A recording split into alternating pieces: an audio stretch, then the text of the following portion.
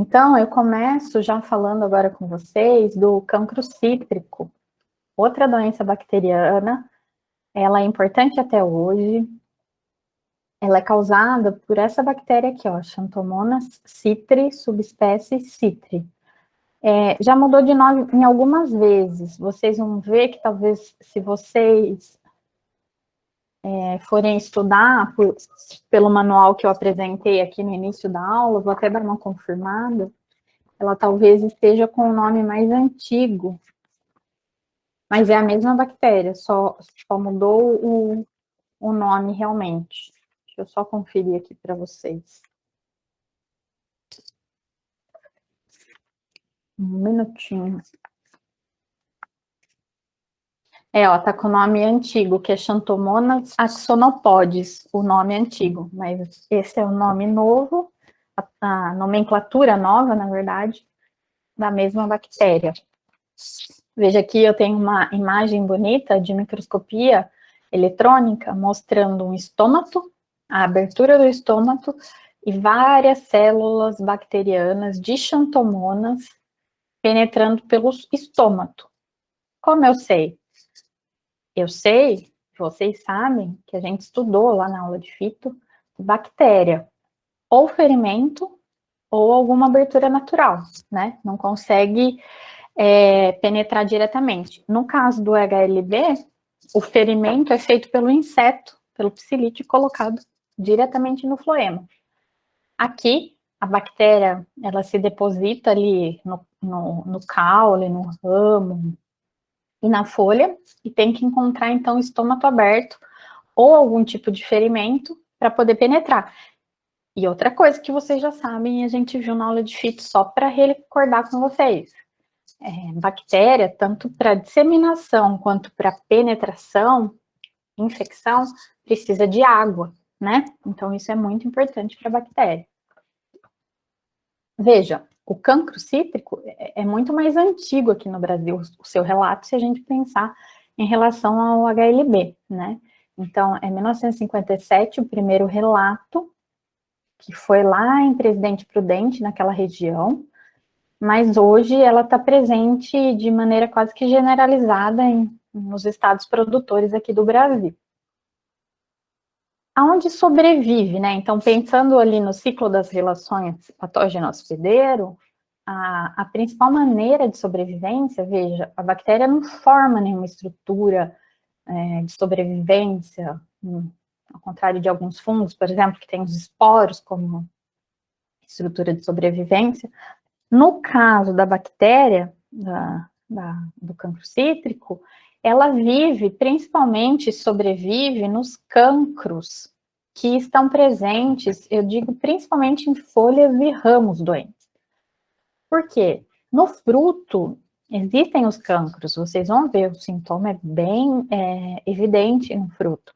Só que o fruto, vamos imaginar que ele seja colhido ou tenha caído. Então, de uma safra para outra, a bactéria consegue sobreviver ali quietinha nos cancros, principalmente nas folhas e ramos doentes, tá? Disseminação, eu já falei que é importante chuva, né? Se tiver chuva e vento, ótimo, fantástico. Por quê? Porque além de formar aquelas gotículas pequenas da chuva, o vento consegue, então, disseminar a bactéria para um pouco mais longe, não ficando só restrita, por exemplo, à planta ali que ela está infectando, pode passar para a planta seguinte. A penetração, já falei para vocês, né? Mas quero frisar com vocês, e vou falar um pouquinho mais, vou mostrar, inclusive, que existe uma praga que foi relatada no Brasil após 1950, foi 1996, mais ou menos, o primeiro relato, que é a larva minadora dos citros, que causa ferimentos na folha e facilita, então, a penetração dessa bactéria. A gente vai falar mais adiante. E uma outra informação que eu trago para vocês, que também vai ser importante para vocês entenderem o modo como a gente vem controlando essa doença, é que existem vários níveis de resistência entre espécies e variedade de citros. Então, uma Poncã, por exemplo, ela vai ter um nível de resistência diferente de uma laranja doce qualquer. E dentro das variedades de laranja doce, por exemplo, se é uma Natal, se é uma Hamelin, também vocês conseguem essa informação na literatura facilmente, mas entre elas também eu vou ter variedades mais suscetíveis e menos suscetíveis, tá? Mas, de maneira geral, todas elas são suscetíveis, né? Então, na verdade, em relação tanto às espécies quanto às variedades, é mais para eu me guiar pela menos suscetível, vamos colocar assim. Então, aqui só reforçando com vocês, em relação ao ciclo de relações hospedeiro, ó, veja, aqui estão 4. Disseminação. Vamos começar do começo, vai. Sobrevivência, que eu já falei para vocês que ela pode, inclusive, sobreviver nos cancros que estão nos frutos, mas principalmente em folhas, em ramos, é aí que está a sobrevivência. Por quê? Ela fica quietinha nesse cancro, ele é bastante seco, bastante corticoso, esse cancro, e para ela sair de dentro aí desse cancro, ela precisa de água. Então, a disseminação, ela é feita, se o pomar não é irrigado, ou se ele é irrigado por gotejamento, só quando realmente começar o período de chuva, que essa bactéria vai ser disseminada de uma planta para outra, ou entre folhas de uma mesma planta. Mas, lembrando que os tratos culturais, se eu fizer, por exemplo, usar uma escada, ou usar um equipamento, um trator, eu tenho que tomar cuidado que eu posso estar facilitando a disseminação, tá? Inclusive, quando, por exemplo, eu tenho um caminhão, uma bag, que são aquelas sacolas que servem para colheita, eu tenho que tomar muito cuidado, que eu posso estar disseminando por uma folha, ou por um ramo que eu não vi, um cancro muito pequeno, eu posso estar disseminando a bactéria de um lugar para o outro. E muda, né? Muda também é uma forma de disseminação importante. Mas, imaginando aqui nas plantas que ela está sobrevivendo de uma safra para outra num ramo ou numa folha, começa o período de chuva com temperatura alta, a bactéria gosta de temperatura alta de uma maneira geral, vai haver então a disseminação, eu venho para a próxima fase aqui do ciclo, que é a infecção. Como eu já falei, por ferimento mecânico, por estômato aberto ou pelo minador dos citros, que é a larva minadora, né? O que se sabe é que o período de maior suscetibilidade vai até 1 mês e meio depois da formação dos frutos, ou até 3 meses após as quedas das pétalas, né? Que esse fruto, ele fica suscetível à infecção pela bactéria. Depois da infecção, a colonização. Uma coisa que eu chamo a atenção de vocês é a questão da colonização, ser, aí no caso dessa bactéria, do cancro, ela é localizada. Então, se a gente viu na bactéria ali do HLB, que é uma colonização sistêmica, ela se distribui porque ela coloniza o floema, aqui o que a gente vê é que ela fica principalmente aqui crescendo e ao redor aqui, próximo da onde houve a primeira penetração, vamos colocar assim, da bactéria. E ela é intercelular, ou seja, quando a bactéria cai, ela vai crescendo entre as células, né? Na parte, principalmente, veja, do mesófilo da folha, tá? Então, não tem nada a ver com o sistema vascular. A bactéria coloniza, então, os espaços entre as células, principalmente ali na região do mesófilo. E o que se sabe hoje é que nesse lugar ela precisa obter, então, entre as células, ela precisa obter a nutrição, a comida dela, né? Então, ela vai liberando aí entre as células enzimas e o que acontece? Essas enzimas, a bactéria usa para poder degradar ali o ambiente que ela está, aquele substrato, para que ela possa utilizar para sua multiplicação, para ter energia. Só que, ao mesmo tempo, indiretamente, essas enzimas elas vão alterar a permeabilidade da membrana plasmática, da folha ou do ramo, enfim, da onde ela está ali colonizando, e vai romper a membrana plasmática, pessoal. Então, por isso que eu vejo os cancros se formando, porque houve, então, necrose das células. Então, aqui eu estou falando de cancro como, vamos lembrar lá, volta na aula de fito, não é um sintoma plástico, como uma verrugose. A verrugose, ela vem de uma multiplicação exagerada das células. No caso do cancro, ele é um sintoma necrótico, porque para se alimentar intercelularmente, lá no mesófilo, a bactéria joga ali enzimas, e essas enzimas, então, vão alterar a membrana, a permeabilidade da membrana plasmática, e vai romper a membrana plasmática.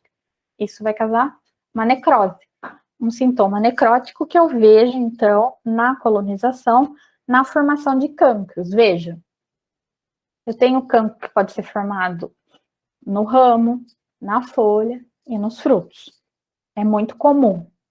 Desde que se tenha abertura, seja abertura natural ou por ferimento, e água, eu tenho cancro.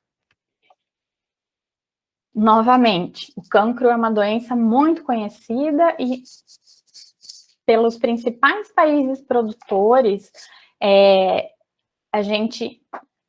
aqui vai faltar Espanha, Estados Unidos, mas de maneira geral, ó, aqui nos Estados Unidos ainda já temos aqui, na África a gente tem, e no continente asiático. Só aqui no continente europeu que não. No último levantamento, que foi feito em 2020 pelo pessoal do Fundecitrus, eles viram que 17% das nossas árvores estão com sintomas da doença, tá? Então, do mesmo jeito que foi feito lá para o HLB, a gente vê que a severidade ela é mais alta já em outra região aqui, né? Que é a região de Votuporanga. Ali, olha isso, 71% das plantas têm ao menos algum sintoma do cancro cítrico. Se a gente olhar já Itapetininga, Porto Ferreira, aqui, ó, são os que têm menos severidade da doença, tá? E, em média, 17% das nossas plantas com sintoma. Principais sintomas, então, já falei que pode ser em ramo, em folha, em fruto. São lesões que eu falo eruptivas, né, que parece que, como eu posso dizer, que rompeu ali a casca. Elas são corticosas, são salientes e de cor creme. Podem ter o halo amarelo em folha e fruto. Pode, mas não é obrigatório. Então, tá aí, pessoal. Ó, aqui, por exemplo, nessa folha eu tô vendo os cancros e tô vendo o halo amarelo. Mas, novamente, ele não é obrigatório. Aqui nos ramos, ó, lesão corticosa. A bactéria fica ali escondidinha aqui dentro, esperando o sinal. Qual é o sinal? Caiu uma água aqui, para ela poder se disseminar. Isso também no fruto. Olha isso daqui, ó. Nos sintomas da doença, se eu olhar com bastante cuidado, eu vou ver. Veja se vocês enxergam o que eu vou mostrar para vocês agora. Vou colocar até o ponteiro aqui, ó. Aqui tá a área necrosada, né? Já houve a necrose dessas células, elas já estão mortas. Só que a bactéria continua colonizando ali no mesófilo, na parte de baixo ali da folha, da epiderme. Vocês estão enxergando que entre a região que está necrosada, formando cancro, e a área verde, tem como se fosse uma região mais escura, que circunda aqui, ó, parece que colocou água aqui, ó. Vocês conseguem enxergar onde está apontando bem a seta? Então, eu tenho cancro, que é a necrose, tenho a área verde, mas eu tenho essa área aqui, ó, que parece que está contornando o cancro, ó, parece uma sombra do cancro. Olha aqui, para vocês enxergarem, que parece que infiltrou água aqui.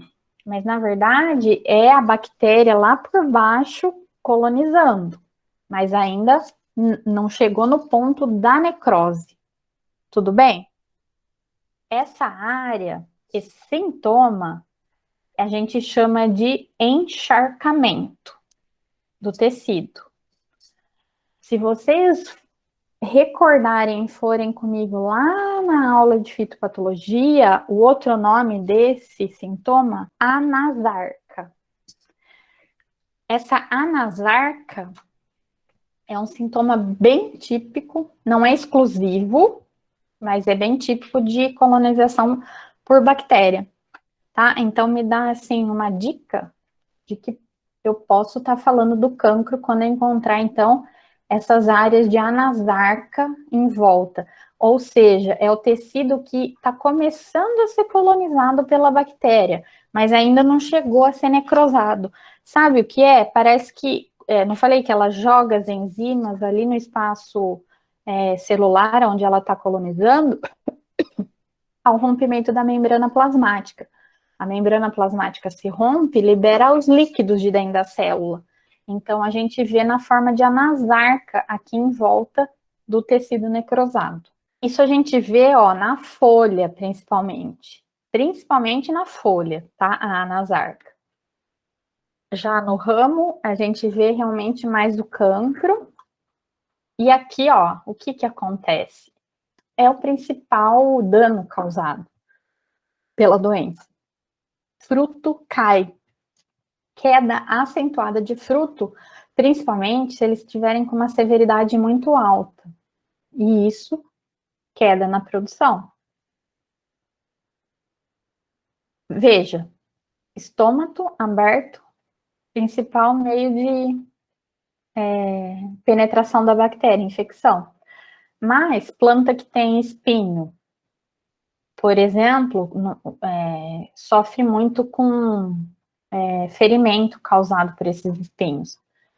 Veja, aqui eu tinha o ferimento pelos espinhos e a bactéria se aproveitou e tá vendo? Tá crescendo no mesmo formato do ferimento causado pelo espinho. Ela entrou ali. E aqui do lado? É o que eu falei para vocês do minador. Vocês enxergam aqui, ó, que tem...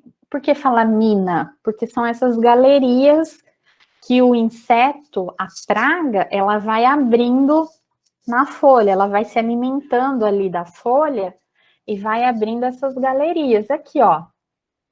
Desse lado eu não tenho cancro. Todo mundo enxerga isso daqui?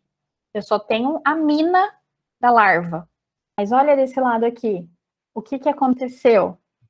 Possivelmente tinha o ferimento, tinha algum acúmulo de água aqui que facilitou, porque também não adianta só eu ter o ferimento, né? Eu tenho que ter a água para disseminar e para ajudar a bactéria a entrar por esse ferimento.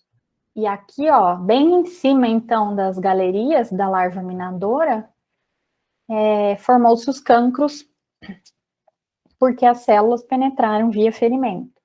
A minadora dos citros, para quem não conhece, ela gosta muito de brotação nova. Tá vendo que essa folhinha tá de um verde mais clarinho? É aquela folha que ainda tá molinha, tenra, que a gente fala. Tenra é que tá cheio d'água, ela tá bem fresca. E olha aqui, ó, a mina formada, a galeria, ela vai andando por aqui, ó. Vocês enxergam ela aqui, ó? Dá até, inclusive, para ver a larva minadora aqui, ó, no final. Vocês estão enxergando o amarelinho aqui, ó? Muitas vezes, a folha até se enrola. Tá vendo nessa aqui, ó? Ela formou as minas. Daí ela veio aqui na bordinha, aqui, ó, da folha. Daí ela enrola essa bordinha, ela fica protegida ali, nessa bordinha. Essa é a praga minador, né? Ela é a praga que a gente, como eu falei, tem um relato lá desde 1996. Só que, veja, muitas pessoas que estudavam cancro cítrico na época começaram a... Acompanhem comigo, imagina um talhão de plantas de laranja, uma planta do lado da outra. Eu falei que a bactéria, ela é disseminada por respingo de chuva. Então, o que vocês entendem? Que eu tenho uma planta aqui no meio e tenho 4 em volta dela. Aonde vai primeiro ser disseminada essa bactéria? Para uma dessas 4 plantas que estão do lado? Ou para uma que está, sei lá, a 10 plantas mais para frente? Ela vai ficar mais próxima realmente ali. Só que, veja, aqui eu estou mostrando para vocês uma praga que entrou no Brasil em 1996. E justamente lá em 1996, quem trabalhava com citros começou a ver um padrão, a gente fala padrão espacial diferente da doença. O que significa isso? Então, imagine que eu tinha essa planta no meio doente e eu sabia que se eu deixasse ela ali com sintoma, as plantas do lado iam ser as primeiras a ser transmitidas. Só que começou a pular essas plantas do lado e aparecer, tipo, na 10ª lá na frente, como eu falei, lá, bem longe. Daí o pessoal falou, bom, aqui é uma larva, mas essa larva vira um inseto adulto que voa. O pessoal falou, bom, coincidiu com a entrada do minador, coincidiu a bactéria tá nessas galerias formadas pelo minador. O inseto voa, como é o caso do psilídeo dos citros. Se ele for vetor dessa bactéria, muito possivelmente, será então que ele que está levando a bactéria junto com ele, e ele é o vetor dessa bactéria? Daí começaram a fazer estudos para responder isso. Resultado: não. Pode escrever aí, grandão. O minador dos citros, ele não é vetor da bactéria. Ele não dissemina, seja grudado no corpo dele, seja propositalmente, como psilídeo que se alimenta e leva. Não. Só que esses mesmos trabalhos, enfim, resultaram em outros achados. E quais foram esses achados? O pessoal viu que aonde tem minador, mesmo ele não sendo o vetor da bactéria, eles viram que aonde tinha a praga minador, tinha maior incidência e maior severidade das plantas. Então, de certa maneira, mesmo não sendo vetor, o inseto, ele aumentava a incidência e a severidade de plantas doentes. E, pior, o período de incubação era menor, ou seja, demorava menos tempo para começar a aparecer os sintomas. E no caso aqui, sintoma, incubação e latência, que é ver estruturas que podem ser disseminadas. Veja, incubação tem a ver com sintoma, tem a ver com a colonização do ciclo de relações patógeno-hospedeiro. Latência tem a ver com o período de reprodução, a fase de reprodução do ciclo das relações patógeno-hospedeiro, que nesse caso é o mesmo. Quando a bactéria começa a mostrar o sintoma na planta, ela já está pronta, inclusive, para ser disseminada. Então, quando atinge a incubação nessa doença, atinge a latência. E as duas coisas, quando tem um minador, é menor, ou seja, menos tempo para começar a aparecer a doença. E menos tempo para começar a doença significa mais tempo que eu consigo disseminar essa bactéria. Por que acontece isso? Já que a larva minadora não é o vetor. Daí eles viram. Porque abrindo a galeria, essa larva minadora, ela aumenta muito a área que é o ferimento. Uma coisa é eu ter um ferimento por espinho, que vocês viram aqui. Agora, imagina a área que aumenta um inseto andando aqui. Fica muito maior esse ferimento. Então, não é à toa que a severidade é maior. Além disso, quando eu tenho galeria por larva minadora, para esses tecidos cicatrizarem, vai mais tempo. Mais tempo para cicatrizar, mais tempo ferimento aberto. Mais tempo ferimento aberto, maior a probabilidade da bactéria achar lugar para ela entrar. Então, o resultado disso tudo é que tem uma população bacteriana maior, que consegue chegar num local que está aberto por mais tempo. Em relação, pessoal, aos danos causados, além da queda precoce, veja, o fruto com xantomonas não afeta as características internas. Ou seja, eu posso, inclusive, e vejo o cancro, mas ele fica restrito à casca da laranja. Vocês estão enxergando aqui? Ele fica aqui no que a gente chama de flavedo. Ele não alcança a polpa. No máximo, ele vem até aqui no albedo, que é essa região mais branquinha aqui. Mas ele não chega na polpa, o sintoma por cancro cítrico. E aqui eu já falei para vocês, né? Queda na produção por conta de queda acentuada de frutos com sintoma.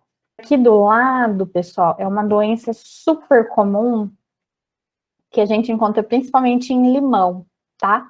É a verrugose. A verrugose, eu já tinha dito para vocês que ela... Veja, o cancro é um sintoma necrótico. A verrugose é um sintoma plástico.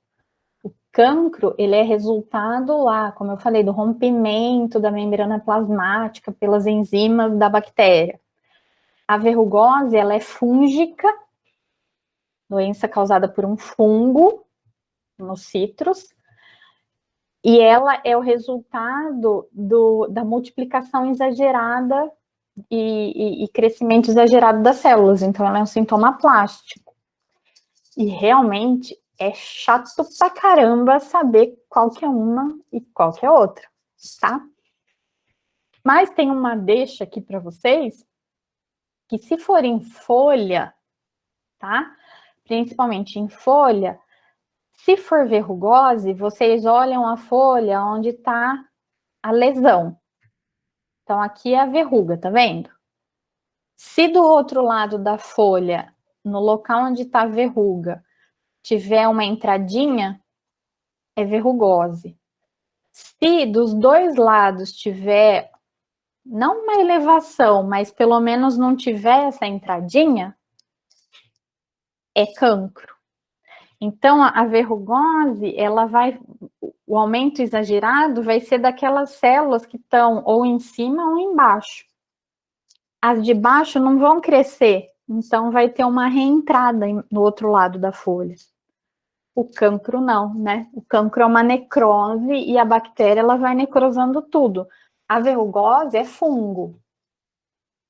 Quando eu falo de bactéria, se eu pegar esse sintoma e fazer picadinho dele, um pedacinho, fazer picadinho numa lâmina com água e colocar no microscópio, eu vou ver bactéria saindo de dentro. Se eu picar o sintoma da verrugose, colocar numa lâmina com água e levar para o microscópio, eu não vou ver bactéria saindo de dentro dessa folha, porque é um fungo. Isso é o teste do copo ou corrida bacteriana, que a gente fala, tá? Eu vou, acho que mostrar, eu vou pular, olha aqui. Isso aqui foi feito numa lâmina no microscópio. Aqui é o tecido da folha. O que a pessoa fez? Pegou uma lâmina de vidro, que usa para levar no microscópio, pingou água, pegou a folha, um sintoma, e picou nessa água e colocou a lamínula. Levou para o microscópio. Tá vendo? Parece uma nuvem que tá saindo aqui, ó. E você enxerga esse movimento saindo de dentro da folha com sintoma. Isso é a corrida bacteriana. Isso prova para mim que não é verrugose, porque verrugose é fungo. Fungo não nada em água. Quem corre e nada em água é bactéria. Então, a corrida bacteriana é uma maneira de você, por exemplo, se você tiver em dúvida, tá? E mais dúvida ainda, se você tiver, você pode pegar uma gotinha dessa água aqui, ó, colocar num meio de cultura, numa placa de Petri, com meio de cultura, que vai crescer uma bactéria, não vai crescer um fungo. E como eu sei que é bactéria que está crescendo e não é fungo em placa? Que jeitão são as colônias de bactéria crescendo aí? E que jeitão são as colônias de um fungo crescendo no meio de cultura? Como eu sei, bater no olho, que é uma bactéria e não é um fungo, ou que é um fungo e não é uma bactéria? O fungo, ele tem um aspecto de um algodãozinho, é cotonoso o crescimento, perfeito, que é o micélio. A bactéria, ela é como se fosse uma gosma, porque ela é um muco, na verdade, porque as bactérias, elas não crescem sem formar esse muco. Esse muco a gente chama de biofilme. Biofilme, elas são substâncias que as bactérias formam em volta delas para se proteger, por exemplo, de ressecamento. Aqui tem leprose, é na B. Cancro é a A. E verrugose é a C. E se vocês olharem aqui, ó, o que eu falei para vocês, ó, vocês estão vendo que parece que tem umas pontinhas saltadas, e embaixo disso daqui vai estar um buraquinho, que é a verrugose. O cancro, ele é corticoso, ele parece uma cortiça, se você passar a mão, que sai essa casquinha, assim, vai liberando esse cancro. A leprose, ela já é mais lisa. Cancro, leprose, verrugose em fruto. É bactéria. A verrugose, ele é fúngico, né? Um sintoma fúngico, é plástico. O cancro é necrótico. E a leprose é uma doença virótica e as três realmente são muito parecidas. Se a gente ainda não tiver familiaridade. Controle do cancro. O principal controle, plantar muda sadia. Inspecionar periodicamente, usar variedades que são menos suscetíveis, como eu falei para vocês, existe uma diversificação, aí eu consigo escolher variedades menos suscetíveis. Em fazendas de citros, se vocês forem, olha aqui nessa figura da direita aqui em cima, isso se chama rodolúvio, que você passa aqui e esguicha uma amônia quaternária, é um desinfetante, tá? Se você está trazendo aqui no pneu do carro alguma bactéria aderida, teoricamente, se ela entrar em contato com esse detergente, que é a amônia quaternária, você, pelo rodolúvio, inclusive, além do rodolúvio, nas fazendas, na entrada das fazendas, tem o pé dilúvio, que daí você sai do carro, você lava a mão e você passa, tem uma espuma, a bactéria pode estar grudada no seu sapato, daí você passa nessa espuma com esse detergente, é uma espuminha com sabão, e daí isso é o pé dilúvio, tá? Rodolúvio é porque você passa com o carro, e pé dilúvio porque você passa pé para desinfestar ali o seu sapato.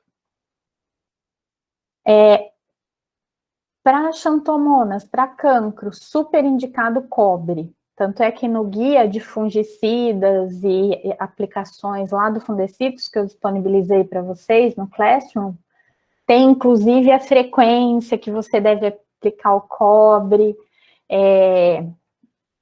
em que época, depois vocês deem uma olhada lá. Preventiva, tá? Vamos lembrar lá da aula de fito, volta lá quem não lembra. Cobre é um fungicida protetor, não é sistêmico. Ele não entra na planta. Ele vai fazer uma camada protetora para a bactéria, caso ela chegue ali, ela não consiga infectar.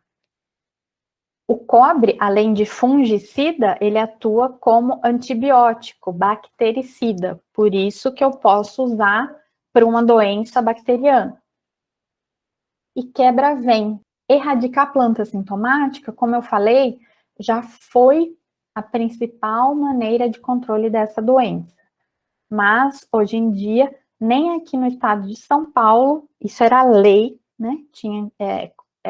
Havia instrução normativa, mas aqui no estado a gente passou por vários momentos de diferentes tipos de controle. Muito rapidamente, porque veja, de 95 a 99, a gente tinha um tipo de erradicação.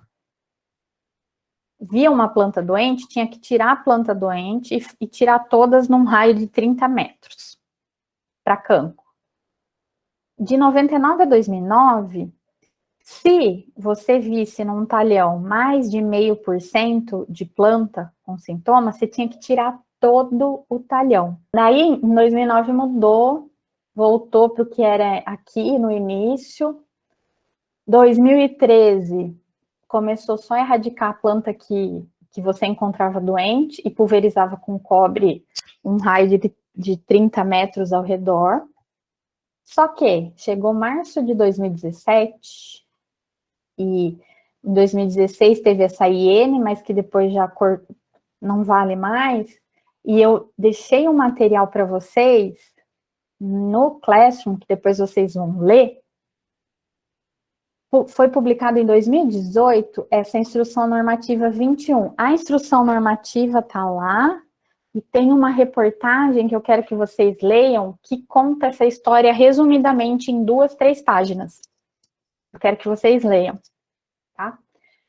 Hoje em dia, o que vale é essa instrução normativa. O que é essa instrução normativa? O governo federal falou é o seguinte: cada estado que produz laranja vai me dizer qual é o tipo de controle que vai querer ser feito naquele estado. Veja, você pode, deixa eu ver se eu... aqui, ó. Você pode falar que você está numa área sem ocorrência. Você pode também falar que é uma área livre de praga. Ou você pode, lá em 2018, o governo federal falou, ou você pode escolher o sistema de mitigação de risco. O que é o sistema de mitigação? Mitigar, essa palavra chique, mitigar é reduzir, redução. O que é o sistema de mitigação de risco? Existe uma lista de coisas nesse sistema que você vai ter que seguir e você vai falar assim, ó, eu vou conviver, o meu estado vai conviver com o cancro cítrico a partir de agora. Mas, para conviver, eu vou diminuir o máximo que eu conseguir o risco de ter essa doença. E o que é diminuir? Eu vou ter que plantar material menos suscetível, eu vou ter que aplicar cobre tantas vezes de maneira preventiva, eu vou usar quebra-vento, eu vou comprar muda sadia, enfim, é uma listinha. Se você fosse optar por isso, você tinha que provar todo ano que você está fazendo corretamente o sistema de mitigação de risco. Ou você pode, como São Paulo fez até hoje, erradicar. São Paulo, que sempre foi uma área sob erradicação, a partir de 2018, escolheu partir para o sistema de mitigação de risco. Então, São Paulo, hoje em dia, faz o que o Paraná sempre fez. O Paraná sempre conviveu com o cancro cítrico. fazendo aplicação de cobre, quebra-vento, tudo isso que eu falei para vocês, tá? São Paulo erradicava antes, mas a partir dessa IN, dessa instrução normativa, ele escolheu agora, então, a ser um estado que usa o sistema de mitigação de risco de cancro cítrico. Vamos falar da leprose. Eu já adiantei para vocês, então, que a leprose é um vírus, é esse vírus aqui, vírus da leprose dos citros, e tem como vetor um ácaro, ó, bateu a lupa, viu esse ácaro achatadinho aqui, meio avermelhadinho? Esse é o ácaro Brevipalpus fenicis, ele que transmite esse vírus, que é o vírus da leprose, para os citros, tá? Então, eu chamei a atenção aqui de vocês, porque isso é verdade. O progresso da doença tem muito a ver com o progresso do vetor. Por quê? Já começo falando da exceção desse vírus. O vírus da leprose, quando a gente fala em vírus, doença de vírus, a primeira coisa que a gente vê na cabeça é que a distribuição é sistêmica. A gente pensa isso. Mas no caso do vírus da leprose, o ácaro, onde ele pica para se alimentar, ele deposita o vírus, se esse ácaro tiver o vírus no corpo, tá? Mas é uma colonização localizada, não é sistêmica, tá? Então, é uma exceção de doenças viróticas, ou seja, aonde o ácaro se alimenta, ele deposita o vírus e esse vírus fica localizado. Olha desde quando o estado de São Paulo convive com esse vírus. 1933. Hoje está praticamente por todo o Brasil. E olha o problema. 1. Diminui a produção. 2. Reduz a vida útil da planta. Então, se eu tenho muita infestação por ácaro e eu tenho histórico que eu tenho o vírus ali da leprose, possivelmente eu vou ter que trocar minha planta, renovar meu pomar antes. E o principal, aumento do custo de produção. Você tem que aplicar acaricida, e aplicar muito acaricida para você poder controlar o vetor da doença e indiretamente, então, controlar o vírus, tá? Então, pomares de citros, eles são muito pulverizados e pulverizados com acaricida. Sintoma a gente já viu ali nas fotos, só falando rapidamente um resumão aí para vocês. Então, ó, lesão local, grifa local, porque não é sistêmica. Vocês já viram lá na folha e no fruto, eu vou mostrar também nos ramos. Você encontra sintomas de leprose nos ramos. Lesão clorótica, ou seja, é de um verde mais claro, arredondada, vai tornando um verde pálido e depois vai ficando marrom no centro. Halo amarelado nas lesões, como eu falei, ó, as lesões são lisas na parte de cima e meio salientes, não tanto quanto o cancro, nem quanto a verrugose, na parte de baixo. Nos ramos, as lesões, então, são corticosas e vai do marrom para quase um vermelho mesmo, vocês vão ver. No fruto verde, a lesão é amarela. No fruto que já está amarelo, amadurecido, a lesão é deprimida, ou seja, eu consigo sentir um buraquinho nela, e escura. Olha aqui. Veja, pessoal, cada área que eu tô vendo aqui, ó, é a colonização local do vírus. Significa que o ácaro picou em cada um desses pontos aqui, ó. O ácaro alimentou-se, tá bom? Nesses locais onde vocês estão vendo aqui essas lesões amareladas. E à medida que ela vai ficando mais velha, olha aqui, ó, vai ficando mais avermelhada, mais para o marrom, e é liso aqui. Fruto verde, e a gente vê a lesão escura, tá? Mais escuro, olha isso daqui, que tristeza, né? Tristeza principalmente pensando em termos estéticos, né? E olha aqui no ramo, pessoal. Ela é corticosa, ó, típico. Ela é mais avermelhada, marrom aqui no centro, bem avermelhado. Sintoma de leprose. Então, como eu falei para vocês, a pulverização com a acaricida, ela é fundamental, tá? Porque você está controlando o vetor e indiretamente você vai controlar, então, o vírus. Do mesmo jeito que planta daninha, porque tem muita planta daninha que é hospedeira desse ácaro. Então, é fundamental também você manter o controle. Que a poda é super recomendada e ela é feita, tá? Principalmente a poda de inverno, né? Pensando no inverno ali, na entre safra. Depois da safra, você fazer uma limpeza, né? Daqueles ramos que, volta aqui, que eu tô enxergando que estão com sintoma, ou naquelas folhas, ramos que têm folhas com sintoma, tá? Por que a poda é recomendada aqui? Veja, o ácaro, ele não fica se voando de um lado para o outro, ele alimenta, e a colonização do vírus é local, eu não tenho transmissão por água de uma folha para outra, não é isso. Então, se eu fizer uma poda tirando os ramos mais afetados pela doença, eu vou estar diminuindo a fonte de inóculo, eu vou estar diminuindo o local de sobrevivência do vírus. Tá? Uma coisa que é importante, ó, não sei se já ouviram falar esse termo, fruto temporão. Fruto temporão é aquele fruto que por algum motivo ele ficou para trás na colheita, tá?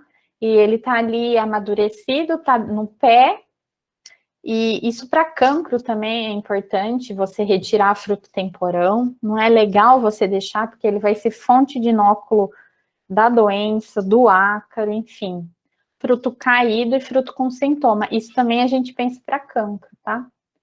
Plantar muda livre, né, lógico, do vírus e do ácaro. Então, aqui estão as principais medidas de controle. Pinta preta. Deixei por último, talvez, mas não é a importância dela, ela é tão importante quanto o greening, por exemplo. Por quê? Ela é uma doença que causa muito problema quando a gente está falando de exportação de fruto. A pinta preta ou mancha preta, tanto faz, ela é causada por esse fungo Phyllosticta citricarpa. Phyllosticta citricarpa ou Guignardia citricarpa. Ela é desde 1980 aqui relatada no Brasil. Detalhe, pode ocorrer no campo, mas tem um sintoma que às vezes eu não vejo no campo e se desenvolve na hora do transporte ou na hora do armazenamento, pós-colheita. Quando eu falo em pinta preta, eu penso principalmente em fruto. É mais raro eu ver pinta preta em ramo, nossa, raríssimo. E raro também eu ver em folha. Então, pinta preta tem muito a ver com a questão de fruto. E é o que eu falei para vocês, no Brasil, ela é considerada uma praga quarentenária A2, quer dizer, A2 porque a gente tem ela aqui, mas ela é controlada oficialmente, tá? Você tem que mostrar o controle, inclusive, na sua propriedade. Veja, como eu falei, o problema dela está aqui, ó, frutos sintomáticos.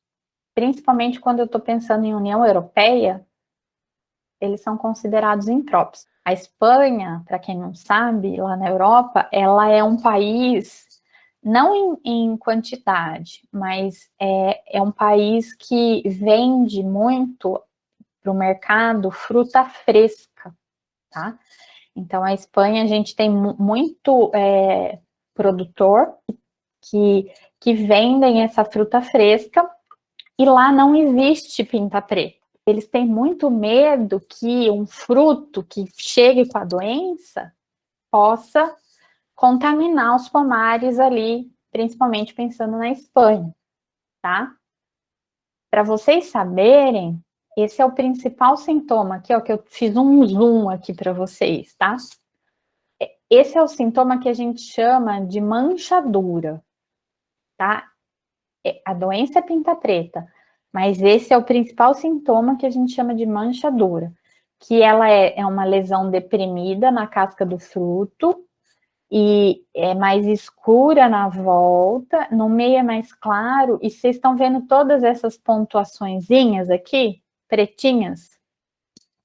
Se vocês olharem até a olho nu, começa a olhar os frutos de laranja que vocês compram na feira. Esses pontinhos aqui, pessoal, são os piquinídeos. Eu enxergo a olho nu, tá? O que é o piquinídeo? Se eu fizer um corte aqui e olhar no microscópio com uma coloração adequada, isso aqui é um piquinídeo, ó, é uma estrutura de reprodução assexuada. Por que assexuada? Veja, esse piquinídeo é essa bolinha preta que eu estou enxergando aqui. Dentro dele, onde a seta está apontando aqui, ó, eu vejo um monte de esporos desse fungo. Esporos assexuais são formados aí dentro, tá? E quando esse piquinídeo se abre, quando ele se abre? Quando tem água. Então, quando cai água aqui por um tempo, esse piquinídeo se abre e esses esporos saem daqui de dentro e são disseminados, tá? O piquinídeo é formado principalmente, como eu falei, em fruto, tá? E esse piquinídeo, com esses esporos assexuais, eles são responsáveis pela, como eu posso colocar? Pelo aumento da doença. Então, quando eu tenho um fruto que desenvolveu sintomas de mancha preta, com manchadura, com piquinídeos aqui no meio, sempre que bater uma água, um orvalho, alguma coisa, esse piquinídeo vai se abrir e vai disseminar esses esporos para outros frutos perto, vai disseminar de maneira geral. Então, o aumento da doença no campo tem a ver com esses esporos assexuais, com esses piquinídeos. Mas anotem aí, não, no caso da pinta preta, não se forma só esporo assexual. Isso aqui são os ascósporos, são os esporos que são formados dentro dessa membrana aqui, que é o asco. Então, na fase sexual, o fungo da pinta preta é um ascomiceto, tá? Isso daqui, essa fase sexuada, eu vejo mais na folha, mas não que eu vejo porque tem sintoma visível, não. Eu não vejo sintoma na folha, tá? Mas a folha, ela carrega nela esse tipo de esporo, que é sexual, e é ele o responsável não pelo aumento da epidemia. Veja, o aumento da epidemia é o piquinídeo. Só que o início da pandemia são os ascos com os ascósporos na folha. Mas que folha? Uma folha caída. Quando ela está começando a se decompor, ela está ali no chão, e se ela tinha um esporo ali, esse esporo forma essa estrutura sexuada. Esses ascos, eles são liberados, vegetados, e podem, sim, pegar os frutos que estão mais ali abaixo na planta e começar uma epidemia, tá? Então, A preocupação maior é que folhas que estão em decomposição ali no pé da planta, elas podem sim estar infectadas com esse fungo, não mostrando sintoma, mas quando elas começam a se decompor, o fungo entende e forma esses ascósporos, esses ascos. Então, são dois tipos de esporos, um responsável pelo aumento da doença e um que começa a doença. E por que que a Europa, e principalmente a Espanha, não tem essa doença até agora? Porque, ó, veja, para começar essa doença e para ela ter incidência e severidade de desenvolvimento, tem que ter fruto ou algum órgão verde da planta, mas principalmente fruto, né, que é bastante suscetível ao fungo, no momento em que a temperatura está elevada e chuva. Lá na Espanha, pessoal, é clima mediterrâneo. Clima mediterrâneo, na época de chuva, é o inverno. Então, por isso que a dificuldade dessa doença, ela se desenvolver, tá? Até o Brasil luta há bastante tempo com a luta, entre aspas, né? Para mostrar que, mesmo se, vamos imaginar, que um lote de fruta, um container, chegue lá na Espanha com um fruto doente, mesmo assim vai ser difícil do fungo se desenvolver lá, por conta dessa condição que é totalmente diferente da do Brasil, tá? Quando a gente tem o fruto, a gente tem temperatura alta e chuva. Lá eles não, eles têm temperatura baixa, tá? Qual é o principal dano? Queda de fruto. Veja, uma área que foi pulverizada teve de 2 a 20% de queda de fruto, média de 12%. Uma área que você fez o controle de pinta preta.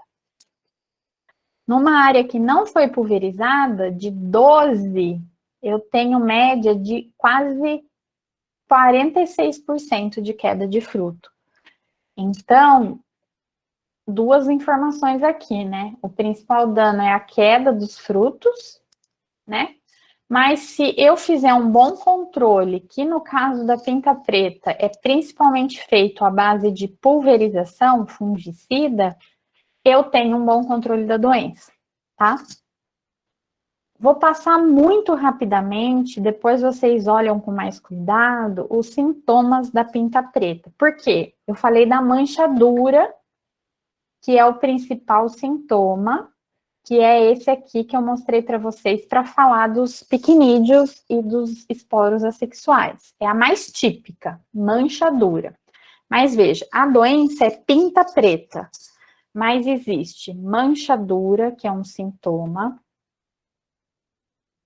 falsa melanose, que é outro sintoma,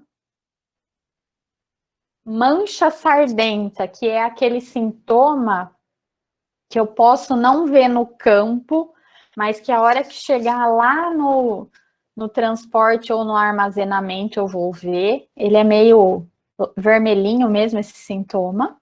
Veja, mesma doença, 3 sintomas diferentes. Mancha virulenta é o 4º sintoma diferente. E aqui, para completar os 6 sintomas diferentes, eu tenho 2 doenças que são, 2 sintomas que são exclusivos do Brasil. Mancha rendilhada e mancha trincada. Veja, é a mesma doença, 4 sintomas, os 4 primeiros que eu falei, aonde tem pinta preta no mundo já foi encontrado aqueles 4 sintomas, e os 2 últimos só foram encontrados aqui no Brasil, tá? Depois vocês leiam cada um desses sintomas e observem que eles são diferentes realmente um dos outros, com destaque para manchadura, que é o principal deles, o mais típico, e a mancha sardenta, que dos sintomas é aquele que eu colho o fruto, ele tá lindinho, sem sintoma algum. Chega lá no armazenamento ou no transporte, pum, é um sintoma de pós-colheita. Aqui é só assim, para vocês um dia falarem que viu um sintoma em folha, porque é muito difícil encontrar, mas não impossível, mas é muito difícil. Lembrando que sempre pinta preta eu penso em fruto. Em relação ao controle, muda sadia, sem sombra de dúvida.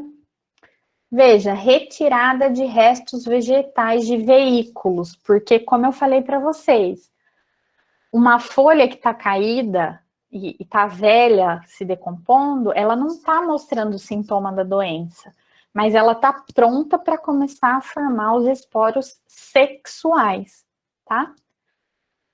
Eu não sei para quem está habituado, mas em fazenda de laranja é muito comum fazer o corte do mato com o que chama roçadeira ecológica. O que é a roçadeira ecológica? Ela vai cortando na entrelinha e ao mesmo tempo vai jogando esse capim cortado aqui, jogando embaixo do pé da laranja. Isso é bom. Por que é bom? Porque o capim, ele acaba caindo em cima das folhas que estão ali. E, de certa maneira, ele acelera a decomposição das folhas que estão ali embaixo e formam também uma camada, né? Que se caso essas folhas começarem a produzir aqueles ascósporos, eles não vão conseguir ir muito acima, porque logo vai encontrar a barreira de capim que foi jogado aqui da roçadeira ecológica, tá? Então, o controle do mato é importante.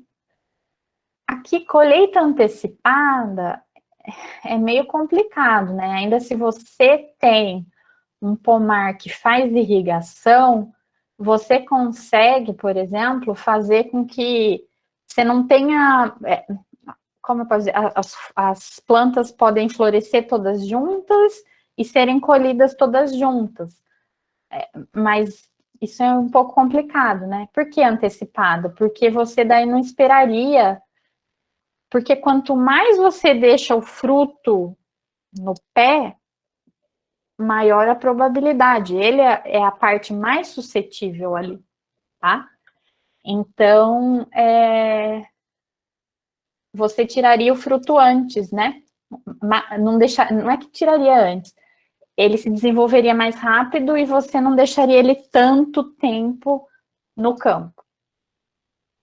Eliminar a planta depauperada. Depauperada é que já não está produzindo tanto, ela é uma fonte de inóculo muito grande. E o controle químico. O controle químico, pessoal, veja, ele é feito principalmente aqui, ó. Quando eu começo a ver queda de pétala, tá? Passando para o fruto ainda com chumbinho, que a gente fala, pequenininho, até um pouco antes aqui de começar o amadurecimento. Mas é relativo porque existem variedades de laranja que dão mais que uma florada por ano, e daí você vai ter mais frutos no pé sempre. Enfim, tem as variedades que são mais precoces, as variedades que são mais tardias. Mas, em suma, pessoal, eu não espero o sintoma acontecer, porque o sintoma vai se expressar a partir do momento que o fruto começar a amadurecer. Mas eu tenho que pegar antes, né? Fazer o controle preventivo, já quando as pétalas das folhas começarem a cair. Porque a partir daqui, o frutinho, ele já começa, é um tecido suscetível para infecção. E só para encerrar, ó, esse é o guia que eu falei para vocês, eu deixei o PDF, mas eu quero que vocês visitem o site do Fundecitrus, tem muito material lá, tem livro só de cancro cítrico, e-book, de graça. Tem um e-book só de tinta preta, com muito material bom. Tem os manuais de todas as doenças, de todas as pragas dos citros, tá? Tem muito material bom. E um dos materiais que eu acho super interessantes é esse aqui, que mostra, se você tiver numa propriedade que tem o psilídeo e que tem, lógico, HLB, o cancro e a pinta, ele mostra, veja aqui, quando você deve aplicar, né? Dependendo da idade do pomar, a frequência, o momento. E aqui do lado, por exemplo, ele tem os inseticidas, os produtos à base de cobre, enfim. É um material muito bacana que vocês depois devem dar uma olhada. Tem lá no site do Fundecitrus também. O site do Fundecitrus é www.fundecitrus.com.br. Tem muita coisa lá, viu, gente?